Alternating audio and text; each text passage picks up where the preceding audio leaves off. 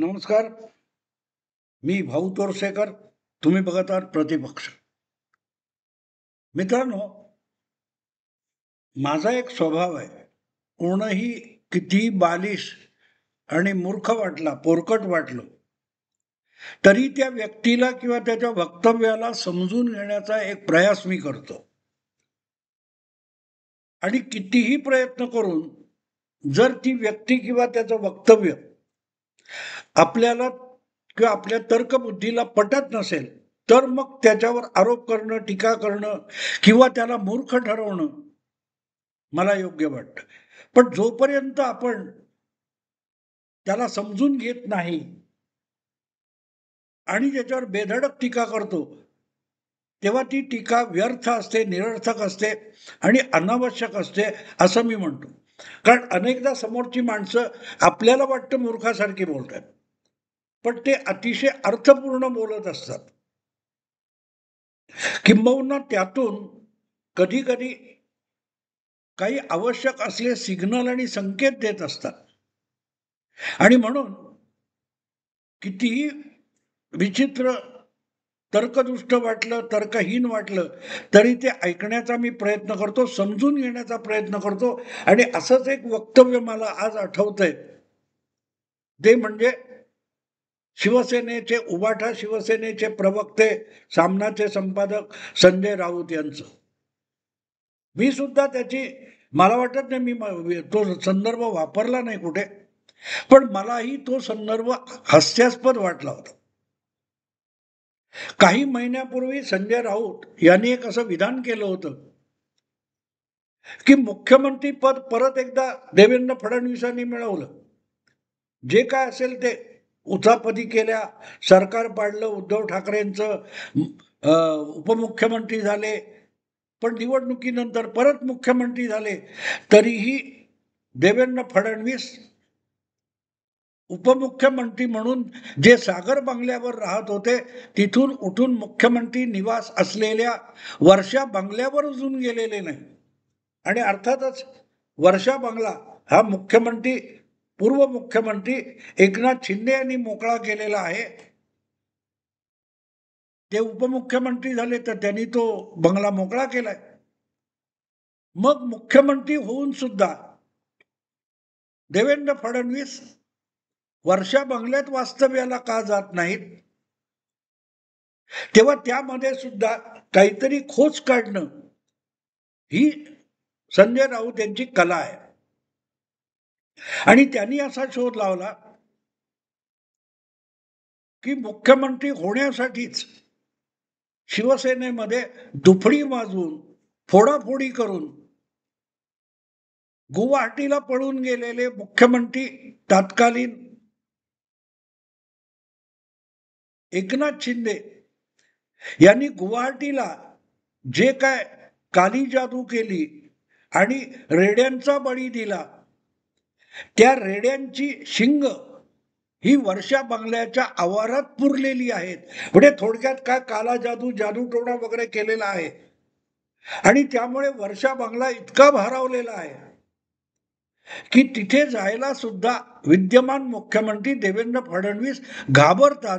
म्हणून मुख्यमंत्री पदाची शपथ घेतल्यानंतरही काही महिने उलटले, देवेंद्र फडणवीस अजूनही सागर या आपल्या जुन्या बंगल्यात, उपमुख्यमंत्री पद म्हणून मिळालेल्या बंगल्यात वास्तव्य करतायत.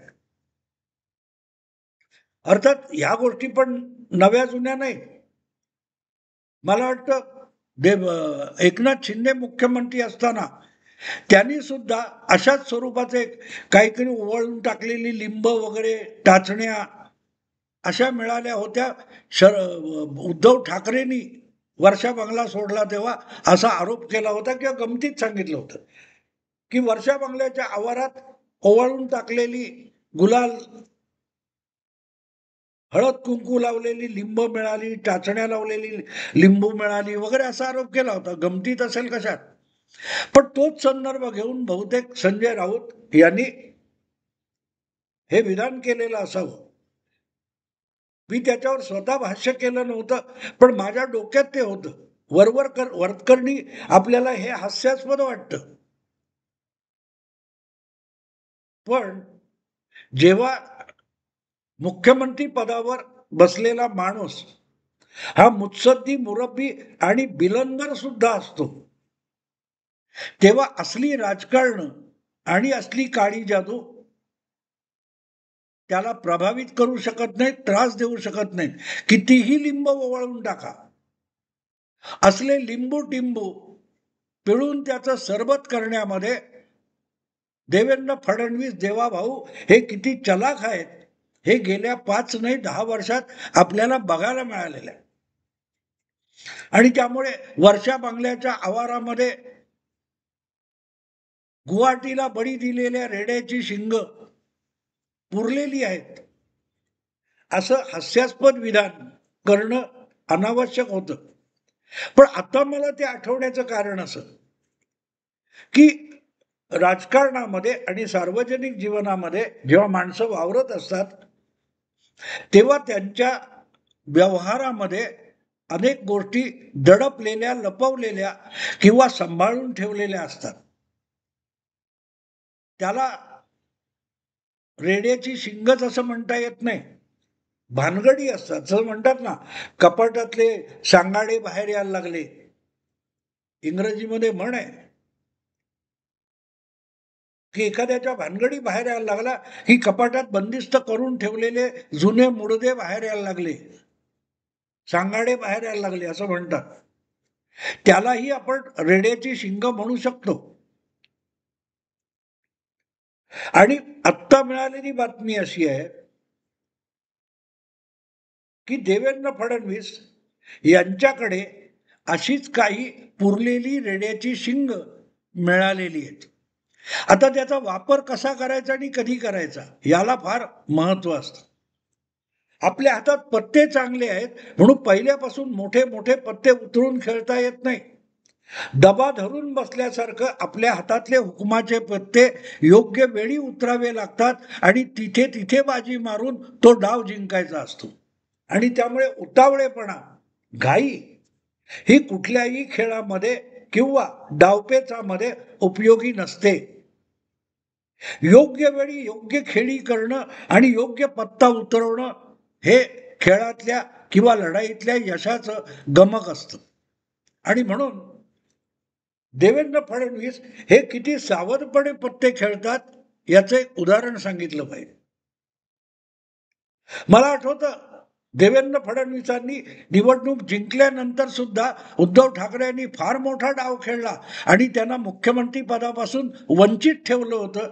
जो माणूस मुख्यमंत्री म्हणून निवडणूक जिंकला त्याला विरोधी नेते पदावर बसण्या इतकी नामुष्की त्याच्यावर उद्धव ठाकरे यांनी आणली होती. आणि संजय राऊत हे त्यावेळेला आपण फारच मोठे चाणक्य आहोत म्हणून शेंडी वाढवायला सुद्धा निघालेले होते. पण त्यांची शेंडी खांद्यापर्यंत येण्याच्या आधीच उद्धव ठाकरे आणि महाविकास आघाडीचं सरकार कोसळलं आणि आता तर महाविकास आघाडी सुद्धा बर्बाद होऊन गेलेली. एकमेकांचं तोंड महाविकास आघाडीतले पक्ष बघायला सुद्धा तयार नाही. तर ते जेव्हा विरोधी नेते पदावर बसले होते तेव्हा देवेंद्र फडणवीसांनी कुठलाही आक्रस्ताळेपणा केला नाही आणि अगदी उद्धव ठाकरे रोजच्या रोज आज पाडा माझं सरकार, उद्या पाडा, आत्ता पाडा अशा हुलकावण्या उद्धव ठाकरे देत होते.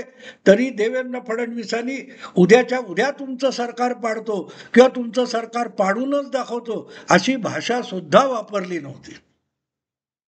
उलट देवेंद्र फडणवीस म्हणायचे की हे सरकार पाडण्याची मला गरजच नाही. या सरकारमध्ये जे 3 पक्ष आहेत आणि त्यांचे जे विविध नेते आहेत त्यांच्यामध्ये आपसातले जे मतभेद आहेत आणि अंतर्विरोध आहेत त्याच्याच ओझ्याखाली महाविकास आघाडीचं सरकार कोसळून पडल्याशिवाय राहणार नाही. आणि तेच खरं झालं. त्याच महाविकास आघाडीतले अनेक मंत्री आणि आमदार हे उद्धव ठाकरे यांना गुंगारा देऊन निघून गेले आणि सरकार पडलं. एकनाथ शिंदे आणि उद्धव ठाकरे यांच्यातले जे मतभेद होते, भांडणं होती, त्याचं ओझं शिवसेनेला असह्य झालं आणि म्हणून शिवसेना फुटली आणि नंतर वर्षभरात राष्ट्रवादी काँग्रेसमध्ये सुद्धा जे अंतर्विरोध होते त्याच्या बोजाखाली राष्ट्रवादी सुद्धा कोसळून पडली. आज ते दोन्ही पक्ष आपलं अस्तित्व कसं टिकवायचं म्हणून झगडत आहेत. उद्धव ठाकरे आणि शरद पवार आणि देवेंद्र फडणवीस त्यांचे जे लचके तोडलेले होते त्याच्या मदतीने मुख्यमंत्री पदावर बसलेले आहेत. हे कुठले काळी जादू करून किंवा कुठल्या तरी देवस्थानामध्ये रेड्याचा आणि बोकडाचा बळी देऊन मिळवलेलं मुख्यमंत्रीपद नाहीये, मेहनत करून मिळवलेलं. आणि म्हणून मला आठवतं, अगदी विरोधी नेतेपदावर बसलं तरी जे पद आहे, जो अधिकार आहे, त्याचा आपल्या राजकारणासाठी अत्यंत कुशलतेने आणि काळजीपूर्वक आणि परिणामकारक वापर करणं याला कुशल राजकारणी म्हणतात. आणि त्याची साक्ष देवेंद्र फडणवीसांनी विरोधी नेते पदावर बसल्यानंतर सुद्धा दिली होती.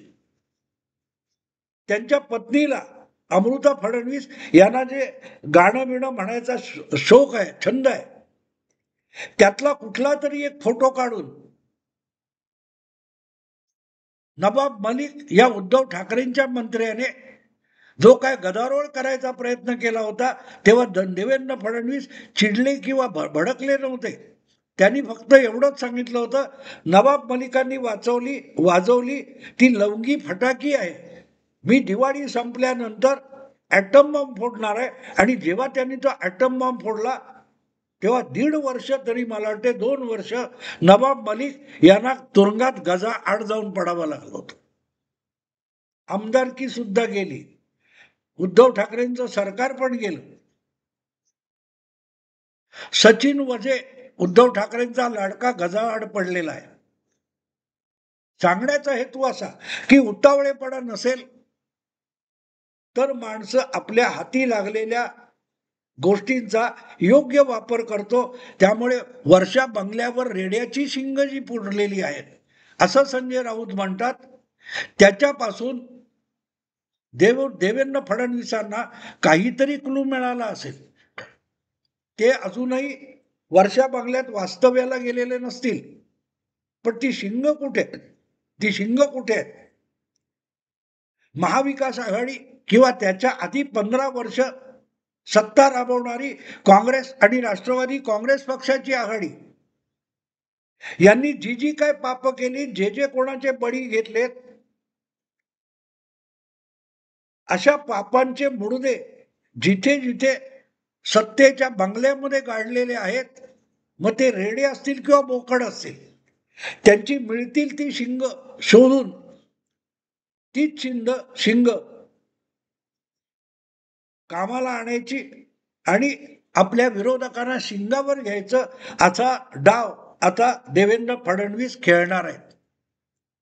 ती शिंग रेड्याची आहेत की बोकडाची आहेत हे लवकरच कळेल. पण एक प्रकरण त्यातलं असं आहे की जे महाविकास आघाडीला आणि महाविकास आघाडीच्या आधी असलेल्या राष्ट्रवादी काँग्रेस पक्षाच्या आघाडीला महागात पडणार आहे. आणि योगायोग असा की ते प्रकरण सुद्धा वक्फ बोर्डाचं आहे. वक्फ बोर्डाच्या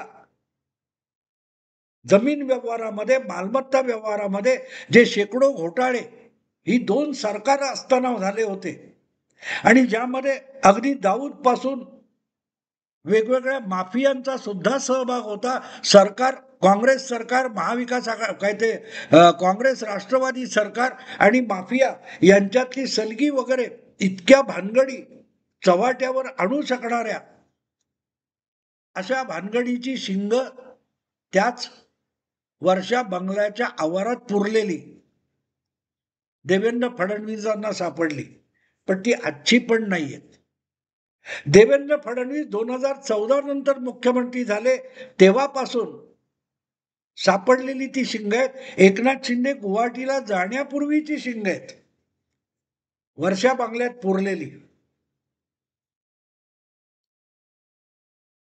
वक्फ बोर्डाच्या मालमत्तांमध्ये जी काय हेराफेरी चालते, घोटाळे चालतात, पैशाची हेराफेरी चालते, त्यामध्ये माफियांचाही सहभाग आहे.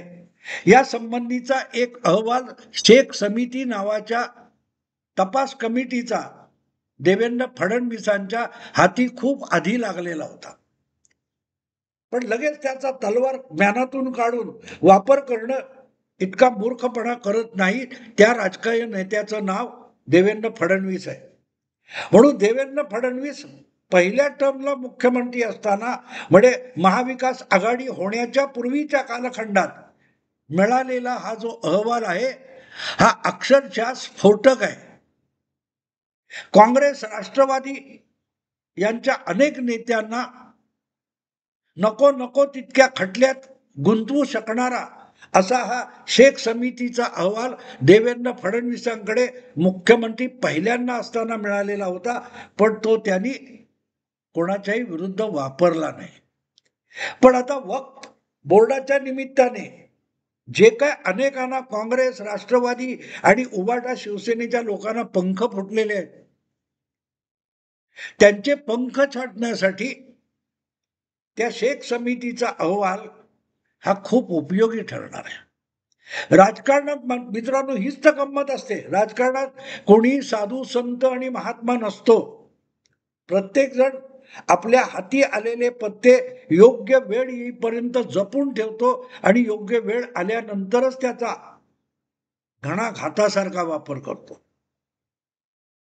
तेव्हा संजय राऊत, ज्याला वर्षा बंगल्याच्या आवारात पुरलेली रेड्याची शिंग म्हणतात, तो रेडा हा एकनाथ शिंदे गुवाहाटीला गेल्यानंतरचा नाहीये. तो रेडा त्याच्या खूप आधी मारला गेलेला, बळी दिला गेलेला आहे. वक्फच्या नावाने बळी दिला गेलेला आहे आणि त्याची शिंग पुरलेली नाहीत, ती वेगवेगळ्या कागदपत्रामध्ये दडपून ठेवलेली होती. योग्य वेळ आली की त्याचा वापर करायचा म्हणूनच फडणवीसांनी ती तशीच जपून ठेवली होती. आणि आता जेव्हा वक्फ कायदा बदलला गेलाय, संसदेने वक्फ सुधारणा विधेयक मंजूर केलंय, तेव्हा वक्फच्या भानगडी आणि आपल्या विरोधी पक्षात असलेले जे फार तोंडाळ लोक आहेत त्यांना शिंगावर घेण्यासाठी देवेंद्र फडणवीस त्या रेड्याच्या शिंगांचा वापर करतील. त्या संजय राऊत म्हणत होते ना की वर्षा बंगल्याच्या आवारात रेड्याची शिंग पुरलेत म्हणून देवेंद्र फडणवीस तिथे जायला घाबरतात, तसं नाहीये. मुद्दा बरोबर आहे, पण वेळ काळ चुकीचे, संदर्भ चुकीचा आहे.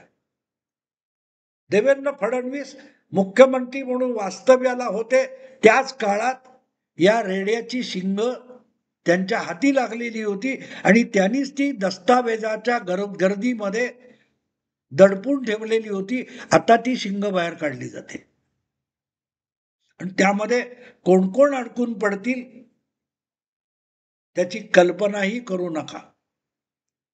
आमच्या दिनेश कानजीने न्यूज डंकामध्ये त्याचा एक व्हिडिओ पण केलेला आहे. माफिया आणि वक्फ बोर्डाचे सदस्य यांच्यातला शब्द संवाद, ऑडिओ क्लिप त्यांनी ऐकवलेली सुद्धा आहे दिनेश कानजीनी. आणि ही अर्थातच ही क्लिप दिनेश कानजीकडे असेल तर ती सरकारकडे पण असणार, पोलिसांकडे पण असणार. त्यामुळे देवेंद्र फडणवीस यांच्या हातात कुठची मोठी लांब लचक रेड्याची शिंग आलेली आहेत याचा त्यांच्या विरोधकांनी बारकाईने विचार करावा.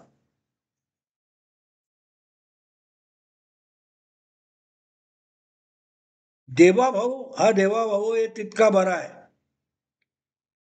पण एक लक्षात ठेवा, देवाचा महादेव झाला की तो रेड्यावर बसतो